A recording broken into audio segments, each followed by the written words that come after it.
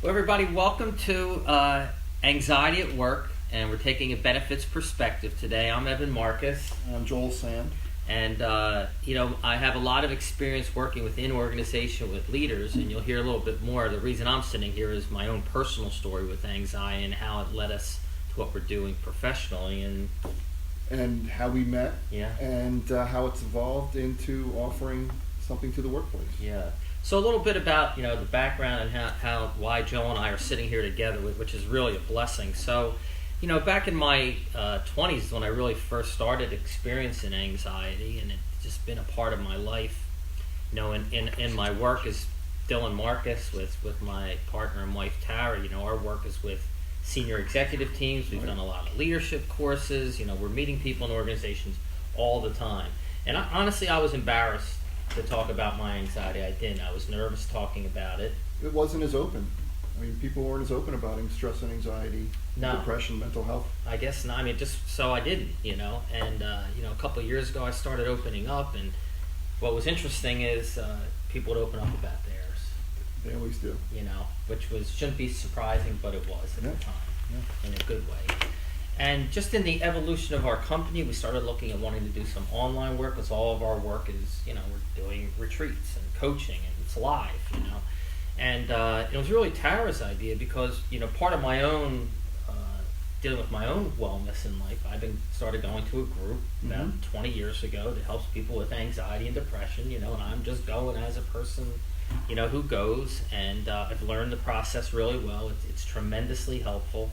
It's started by an organization called Recovery International, and neuropsychiatrist Abraham Lowe founded it in the 30s, and it's a really effective tool. It's been tested, many, many times, and in many ways he's the founder of cognitive behavioral therapy, and you can find people practicing this all over the world. And hey, Harold. Hi, Harold. We got I'm not sure which Harold it is. I have a feeling I know who it is, and welcome to the group. So, is it a Harold? Yeah, it's my friend Harold. By the way, Harold, I want to give it away, but Harold used to come to some of our workshops, and we have this montage of pictures from different workshops. Okay. I look at Harold every day at my desk. He's sitting there, right there. So you've had 20 years of experience or research, yes, to put something like this together. And Tara had the idea, why don't we create an online course? Right. Because as I was out talking to people, we realized a lot of people are dealing with anxiety in the workplace. And so we licensed it from Recovery International. Yes. We're the only provider who can provide this course in the workplace in the world. And honestly, we thought, and this is where it gets cool meeting Joel, we thought, we would, like anything else, we'd reach out to some of our clients. They may want to buy the course for some of their people or have us come do a training. I didn't know you at the time, but your wife, goes to the group, yep. And her name's Donna. Some of you know Donna. You've seen her in the videos and on the course, and she was doing it with us, yes. Doing the course. And one day I get introduced to, hey, this is my husband Joel. So you had asked you were putting together the video modules, right. If I remember correctly. Yeah. And you had asked some people within the group to come and take part of these video modules. Right. And Donna was the only one that showed up, and I thought, you know what, let me ride along with her and see what this is about. This is pretty neat. Right. And at that time, we got to talking, and I watched what you were doing and looked at some of the material you had put together, and it kind of clicked in my mind that in the wellness marketplace, I'm an insurance broker. I've been an insurance broker for 20 plus years, and companies, employers are looking for wellness benefits for their employees, because what it does is it lowers their costs for insurance, and not just insurance, but it lowers their costs for absenteeism, and just a happier workplace is going to be a more productive workplace, which is going to be a more profitable workplace. Right. So they're always looking to put together these programs that will help increase the wellness within their group. There's nothing in that marketplace that addresses mental health wellness. Right. There's nothing. There are some apps here and there. There's an app called Mindful, which is nice, but there's nothing that goes right after some of the core issues. And even the other wellness programs that are there, the gym memberships, which are great, the eating programs, how to lose weight, how to stop smoking, how to stop drinking, those sort of programs. A lot of times the core issue ends up being mental health, and there's nothing that would help them take care of that issue. Right. And I saw what you guys were putting together, and I expressed to you guys that this is something that we really should look to, not just on the individual basis, because it's great for individuals too, but to get it into that wellness marketplace, because it's going to benefit a lot more people. And then too, the employers are going to benefit from it because it's going to increase their productivity and make them more profitable. Well, when you first started sharing the story, I mean, I know nothing about your world. So this whole idea of, I mean, I know a little bit about wellness, but this whole idea of benefits, and I just knew nothing about it. And when you started talking about, there's things for smoking cessation, there's things for weight loss. I remember one of our first conversations. You'd come back from a client who was with a school, and we want to try and talk a little bit louder. Thanks for letting us know. But I remember you said to me, Evan, I just came back, I think it was the night before, it was for a school district, and you said, you were like almost a question, do you understand, I looked at like the medications and the cost of the medications. We were at a client renewal, and the medications came up as part of the renewal process, and there was a large number of not just medications for sleep disorder, stress, anxiety, and this won't cure them, but this will help alleviate some of the need for those prescriptions. But it goes even beyond that. We noticed that there was a large increase in ER visits. Well, an anxious person is going to want to go to the ER because an anxious person is going to feel stress, and that's going to cause them to feel maybe that they're having a heart attack. And hey, happened to me. We'll preface that with, if you feel like you're having a heart attack, then please go to the ER.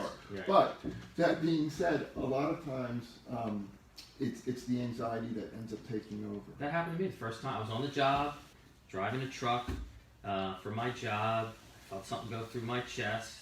Next thing I know, I'm driving through red lights trying to find a hospital. I think I'm dying, And we went on one of the calls to talk to a client about it. And the woman there who was, in charge of wellness raised her hand. It happened to her, it happened to her a couple of weeks before. Yes, right before we had met with them. Yes. But again, going back to that day, what you just did, it really impressed me when you talked about. You're almost like, Evan, do you understand what's going on out there? Like, why are all these people taking these medications? Because so many people are being impacted by anxiety, stress, worry, and all the ways that it's manifesting.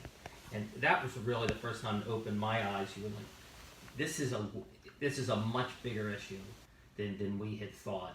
And as you said, there's nothing out there in the marketplace that addresses this in such it's like anybody saying, hey, relax, how do I do that? Lower your stress, how do you do that? There's nothing that's a systematic step-by-step process proven that can help people. And then, as you had mentioned, Dr. Lowe back in the 30s developed this program.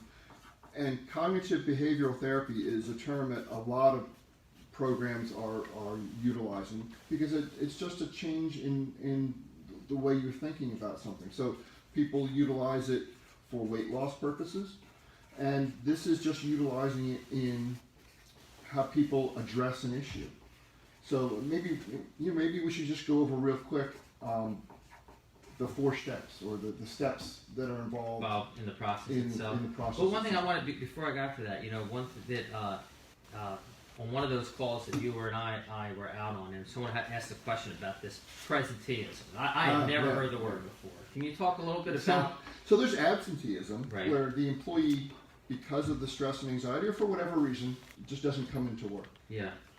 But a lot of times, folks don't have that luxury. They've got to go to work because they're on an hourly basis, or they don't have the vacation time, they don't have the sick time. They've got to go into work. So when they go into work, not only are they affected and probably aren't getting a whole lot done, they tend to sit next to somebody to their left and to their right, and somebody maybe across from them, and then they'll go to the water cooler, and then maybe they'll get a phone call.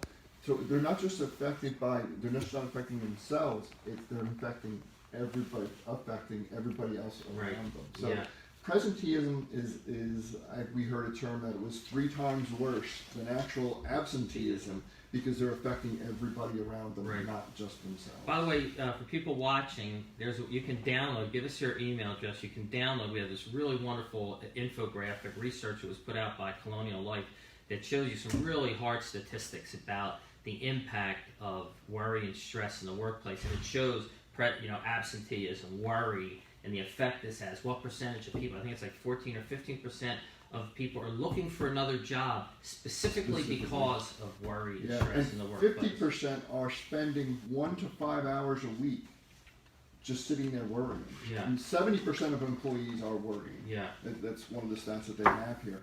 But 50% are spending 1 to 5 hours a week. And that's just the time that they told the survey. So right. imagine what right. Way more. Imagine what the actual time yeah. is. So we would love to send you this survey. It's Colonial Life did a great job putting it together. We'd like to share it with you. And tell us a little bit. We got another question here about the effect this might have on insurance claims. Well, as I was kind of addressing before, when I was at one of my clients, the insurance claims when folks are in an anxiety situation, a depression right. situation, they're going to have more doctor visits because right. they are going to physically not feel well. Right. So, and those ailments could very well be actual ailments that they've gotten to because right. of the stress and anxiety. Yeah. There was a time when I was highly stressed, and I felt as though I was having a heart attack as well. I wasn't really? driving yeah. at the time, but my wife and my mother-in-law were just they kind of snapped me back really? into it. They said, you're fine, you're right. fine. Yeah. And as I stretched out and relaxed, and in fact, I think I did change jobs at that point. Right. I did feel much better. Right. But so, an anxious person, a stressed person, is going to have more ailments. Right. Be it actual eventually, or right. even just fictional. I don't want to say in their head, because when it's in their head, it's in them. Yeah. And one of our clients ran hospitals. She was a nurse herself. And one day she said to me, Evan, something like 70% of ailments are stress related at the core. And I think it's more and more it's coming out. Mental health nowadays is much more accepted as in the industry. And so that's why employers are developing programs to help to combat these things. Wellness programs, but none of them are actually utilizing cognitive behavioral therapy to help address those issues. Right. How they're trying to get to it is through exercise, which is helpful. Right. It certainly is helpful. If you're out moving around, you're moving your body, you're not in that stressful situation, it's helpful. Eating correct. If you're eating better, that's also helping. But those are taking care of certain parts of not getting at the root cause. They're not essentially getting at the root cause. They may solve some issues, and right. it may solve them for a while, and it may solve them for some people. But you need to have a full wellness package. Companies want to have a culture of wellness, and this is just one of those arrows in the quiver for having a full wellness package. And I think from our experience, and the research is starting to show this, it's not just a quiver, it's at the core of the quivers. Yeah. Like we were at that call, and the head of wellness we were talking to used to run smoking cessation programs in a city, a large metropolitan city. Yeah. And what they found out is why they weren't effective is because at the core of the smoking was anxiety and stress. Was an issue. Same thing with the smoking, same thing with the eating and the health. Why do people eat or smoke? Because they're anxious. And what they found was that the programs weren't effective if they weren't dealing with the anxiety and the stress. Definitely. And that's what we're really encouraging people. I mean, obviously we have a solution, but beyond just us, that we're hoping what this message is going to get out there is that this is such a core issue, and it's really an issue around organizational health as a company, not just wellness, to help people deal with this. We have another question. This one is, you admit, what is VOI? We all know ROI, and maybe so talk about both. ROI is a return on investment, and so that's just a way to calculate how much money you're spending for your wellness programs and how much money is that actually saving you. And you can sometimes see that in an insurance claim situation. You can see that in other calculable manners. But then there's the VOI, which is this newer term, which is a value on investment, and that has Is it insurance type term? Did it come no, from I kind of, as we've gone into this wellness stuff, it's kind of come up recently okay. that I've found, and it may have been out there for Okay. a while, but I've always heard of return on investment, just because financially, when I'm dealing with clients, they always want to see what is this going to do for me, for the business. How's it going to benefit us money wise? But there's that value on investment that also has to be looked at, and that's things that maybe aren't as calculable as a return on investment figure could be. Presenteeism is one of those things that is looked at. Absenteeism, turnover rate. When an employee leaves you, because it's one of those 15% that is constantly looking for a job, when employees leave you, you now have to train a new person for that job, and that is a huge expense. So if I understand it, so this is things you might not be able to attribute an exact number to, but the value. And I think intuitively, we've had clients at times. I always think, like CEOs go, they're going to see the ROI of this work we're doing. But I got to say, most of them intuitively they know the importance of it. I think we all know this too. I think probably anybody. Oh, we have another question. Oh, we have some more people. Tina, how you doing? Matt, Maggie, Joe. Thank you guys for welcoming us. But this is one of those things I think anybody listening. By the way, we have a question for you. Hit 1 for yes, 2 for no. Would you say that anxiety and stress is an important has an important impact on your ability to do your work most effectively? So, please give it hit 1 for yes, 2 for no, and we'll see the answer. But again, with these issues, sometimes when I go out and talk to people about what we're doing, about helping people reduce anxiety and stress in the workplace, and they go like, everybody? Yeah, and that's a lot of these wellness programs, like we've talked about already, are there to help with stress and anxiety, but none of them go after the core reason for the stress and anxiety. Let's see. I'm trying to think what are some of the other questions that we get from people that touch us all the time when we're doing this work. Do we have any other questions? If you have any questions, please send them in. We'll answer them to best of our ability. If you have any questions about how to get the course or get it within your organization, we're happy to share that. That wasn't our main purpose. This is really more educational.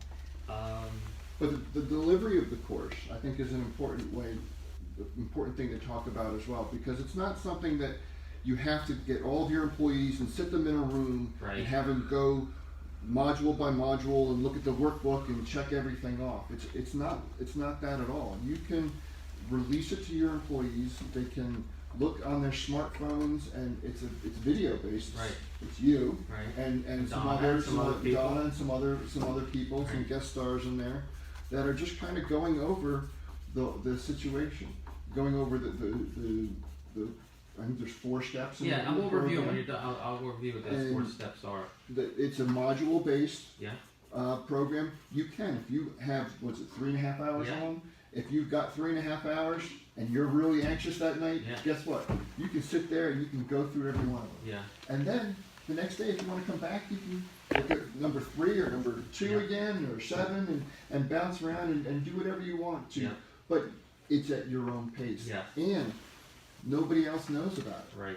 So you don't have to feel like everybody's watching you. When your employer purchases this, we would not go back to your employer and say, "Oh, John just signed up for the course." Which is important. Which is important because you need that. You need them to not know that it's you that's really going through this. Because that's a lot of people who are anxious don't want everybody to know. Right. We got a comment about emotional intelligence, and I know in our work, there's a lot of conversation about emotional intelligence in the workplace, especially around leadership. And it's becoming more obvious that in many ways obviously people in our work, people have to know how to do their job. It doesn't escape that. But the better leaders and what really allows people to be successful is their level of emotional intelligence. And one of the great things about the course, even though we didn't build it specifically for that reason, is that as you start to deploy this, your level of emotional intelligence goes up. Not only for yourself, how you're communicating, how you're working with other people. And what's nice with the course, even though individuals are taking it at their own pace, there are ways that they can connect with other people doing it, and the potential is there, the level of emotional intelligence of the whole organization to rise up, which really, this is about freeing people up to do the best they can in life and in work, to be happy and content. And we know the impact of stress and anxiety, how it depletes our ability to do what we're really there to do our best. And this is really about, how do you start to alleviate that and allow people to flourish and let organizations flourish even more. Exactly. So if you've got a management team, or in one of our situations, we have a school district that has signed up for this, and one of the things they want to have the ability to do is have the teachers, all the teachers take the course as part of a professional development, because then they can identify within the kids situations where they can see where kids are now, have some stress or anxiety, right. Yeah. And then also have the ability to know how to take that situation, break it down, and help that child right then and there. And we're hoping with that, Recovery International developed this. They have a wonderful course for children, diverse students, and schools. It's very reasonable. And aside from what we can do with the adult population, the professional population, there's opportunity to get this into school districts. So we more and more, again, what the research is. I always wonder, is it that there's more anxiety, or are we talking about something that was there that people weren't talking about? I certainly had as a kid. I didn't know that's what it was. But I think anxiety's always been there. Yeah.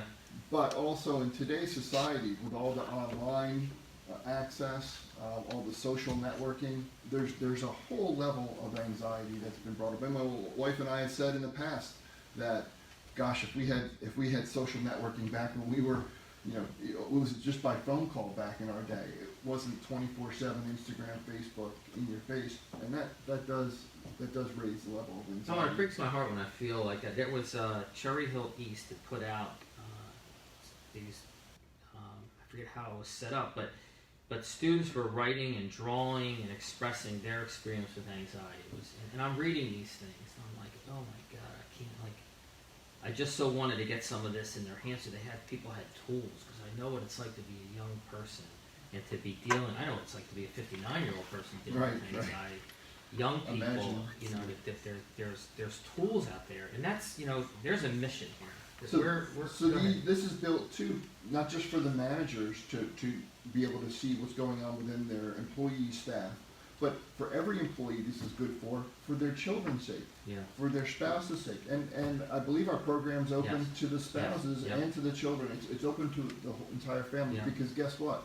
If the spouse is having an issue, you're having an issue at work. If one of your children's having an issue, you're having an issue at work. It all comes back to your work time. So the employer, it's a great benefit that they can put out there.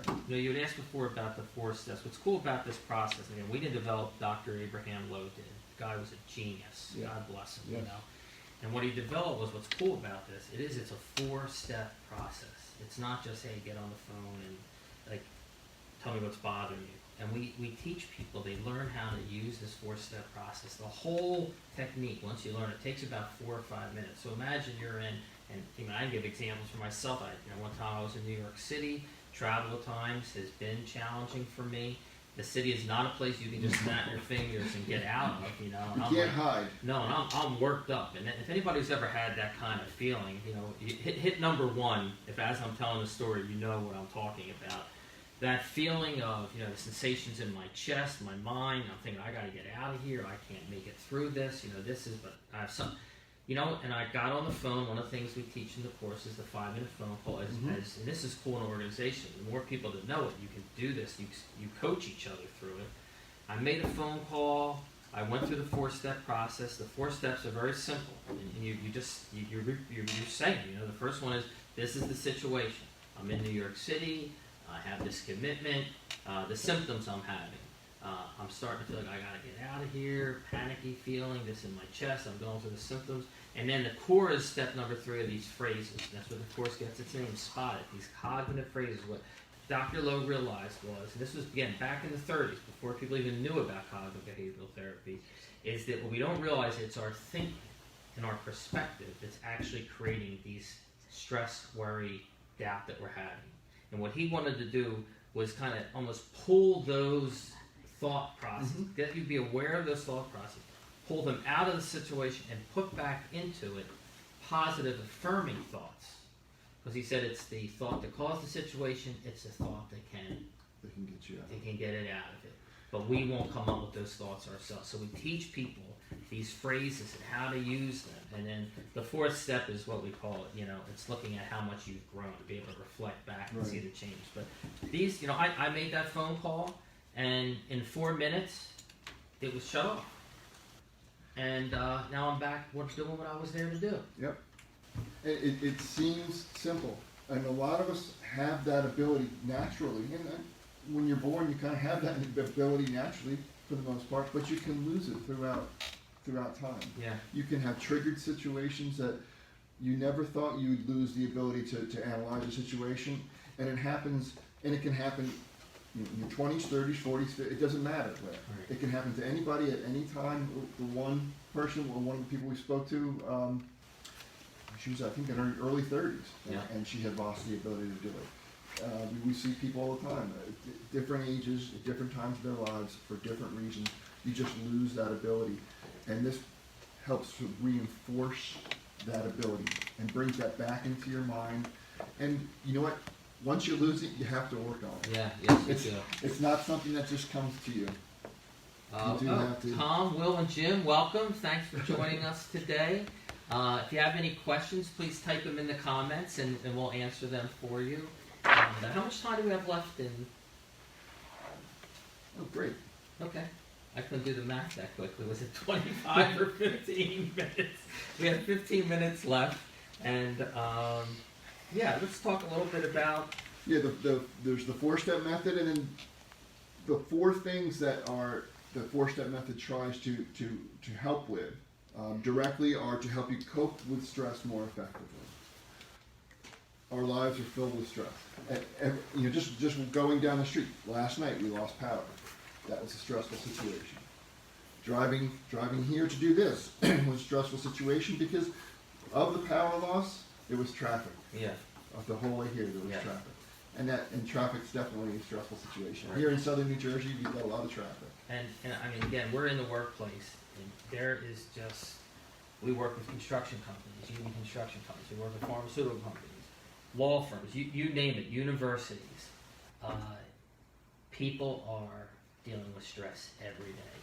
And what's so great about this, it's a practical, tell someone, hey, can you reduce your stress? Or yeah, I would if I knew how, And this is that's what the 4 steps are. It's a practical thing to help people. So the first one is the promise is to help people, deal with their stress.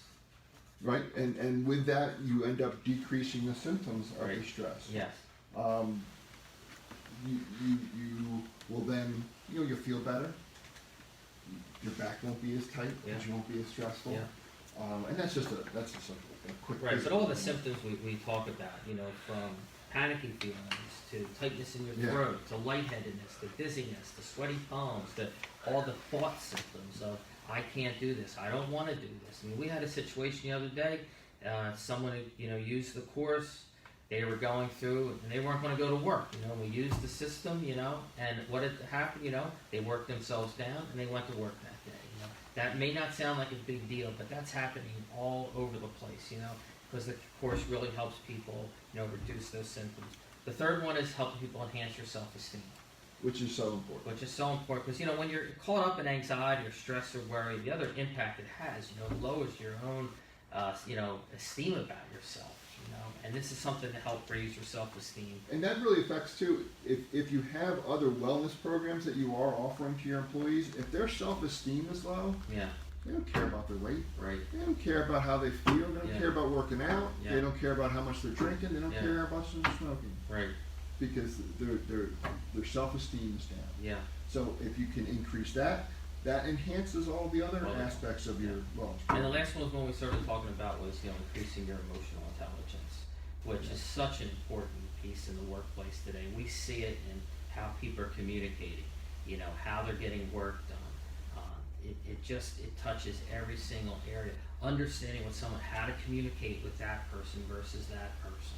You know what I mean? How to get a message across, how to inspire people, how to listen to people. You know, almost everything is touched by emotional intelligence. Well, you deal a lot with that with your executive coaching. Yes. A lot of that has to do with emotional intelligence. Right. And what you're trying to feed them is that ability to act as an executive. And if they are in a stressful, worryful situation, they're not gonna be able to do that either. Yeah, no, because it's hard. I mean, we're all under stress at work, and you know, the truth is, what happens is we end up reacting really like a child. You know, the child in us comes out and react in our anger and our fear, Yep. and it may look adult, you know, but really it's the little child coming out. Why someone's yelling at someone, why someone is penalizing someone, why someone's talking behind someone's back. These are childish, which I hate to admit as an adult, but that's what happens. And this is helping people be proactive, conscious in how they're choosing to react in a situation, just being so reactive, which is a really beautiful thing. As someone, you know, my spiritual life is very important, and this isn't a spiritual program, but it's all about personal growth and human growth. And how do I become a better person? Right. How do I overcome things that have been roadblocks and struggles for me? And again, I don't think Dr. Lone is mind thought that's why he's doing this, but this is such a wonderful program to help you evolve as a human being. You Well, know? and to take those things that you've learned and to make them last. Yes. Having those things stick in your head and stay with you and help you grow is very important, because otherwise you're just wasting your money on all those other programs. They need to stick and stay in your head and continue to act that way. Yeah, we had a comment about, you know, mindset change that lasts. You know, this really does mean one of the it takes time. You practice it, but over just like developing a muscle. You know, if you exercise it and you continue to exercise it, it's strong. You know, if you know, Donna, your wife, and we talk about part of her career. Her career is as an advanced yoga instructor, and you know, I always thought about this. I thought, in my mind, well, can you get a point where you just get to a certain level with yoga and then you could stop and now you just cruise? But nothing is like that in life. Like, it doesn't matter how advanced you are, if you stop practicing, you go back. You just go backwards. Nothing sticks. You know, if you're playing the violin, playing baseball, and the same thing, you've got to keep continuing to practice. And that's what, even Dr. Lowe, who knew this probably, he said, I'm a novice. No one becomes an expert at this because it becomes a daily practice. And like all those sports stars, or what you were doing as an executive coach, everybody needs a coach. Yes. So this is kind of a coaching method in that it's reinforcing. And that's why, even though you go through it once, you might then be able to practice it for a while, but you come back to it and get some reinforcement. And I think that one of the best reinforcements to all of this is the recovery meetings. Yeah. So there are free recovery meetings throughout the country. It's not called Recovery International for any other reason except that it is international. Right. When we first were, I remember we were trying to get their endorsement. Sandra said to us that, the Americans are very progressive and they like the idea, but those Irish, they want to stay traditional. You're Irish, by the way? I am a little bit. Okay. But who isn't? But you know what they say? Either you're Irish, you want to be Irish, or you want to be, right? Yeah. So they were kind of holding back, right? But getting that recovery. Once you start this, a lot of folks I think have apprehension in going to recovery meetings, and this is one of the reasons why I think they endorsed the program. Was people have apprehension to go to these meetings because, you know, they don't know what it's about and they feel out of place, or they can't get there. Yeah. But if they go through this program, they can go to one of these meetings. Yeah. And be right there with everybody. Yeah. I mean, they might have to learn what that particular meeting is about, you know, the certain procedure of the meeting, but they're going to know what it's about. So if they need that additional reinforcement, just that community aspect. Everybody's looking for some community aspect. That's why Facebook is so popular, of course, because you can have all these communities. But that community aspect of Recovery International is great. And once you are in this program, you know, hey, if you're not in this program, go to one of the meetings anyway. You can go and you will learn it. That's how you learned it. Yeah. That's how my wife learned it. Yeah. Went to the program. But with this, you're going to go there with a little bit more confidence in yourself, and then be a part of it and contribute. Yeah. And again, you know, it's a peer coaching model. As you said, you don't have to go to the therapist. You can do it yourself. You can do it with colleagues and learn.